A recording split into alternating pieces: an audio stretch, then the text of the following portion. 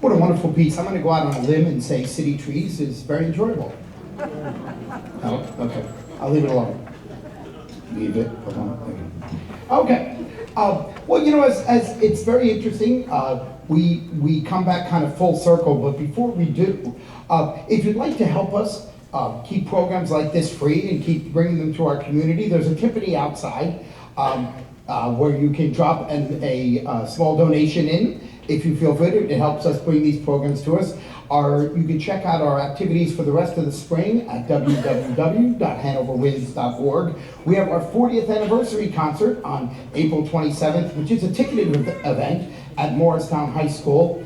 We have a brand new piece that was composed for us, some guest conductors and some guest soloists. So it should be a nice way for us to celebrate 40 years of making music and bringing people to music and music to people, which we appreciate very much doing.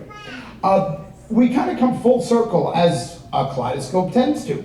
And we said we started the concert with a 19-year-old composer, up-and-coming composer from Montclair. Well, we'd like to end the concert with a very famous composer from 1904. You may never have heard of her, which in itself was groundbreaking for 1904.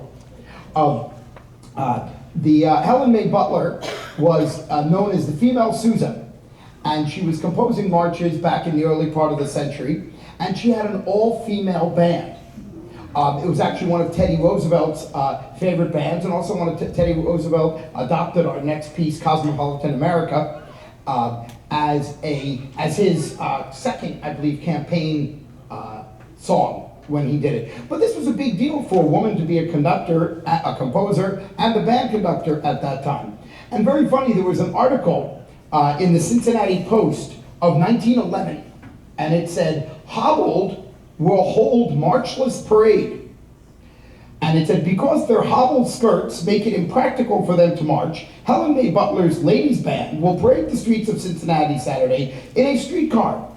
The band, which is an organization of 25 good-looking girls, this is what it says, will play next week at the Lagoon. The marchless parade will leave 4th Ave and Broadway at 2:15 and travel west to Walnut, circling Foundation Square. It will go down Vine Street and make its way to the Kentucky side. During the parade, the band will play its prettiest and liveliest music. So again, how much has changed through music over the years and through Wind Band. Thank you very much for joining us tonight. We hope you enjoyed seeing Wind Band music in maybe a different way than you've seen it before, or with some different terms to it. Our final piece is Helen May Butler's Cosmopolitan America.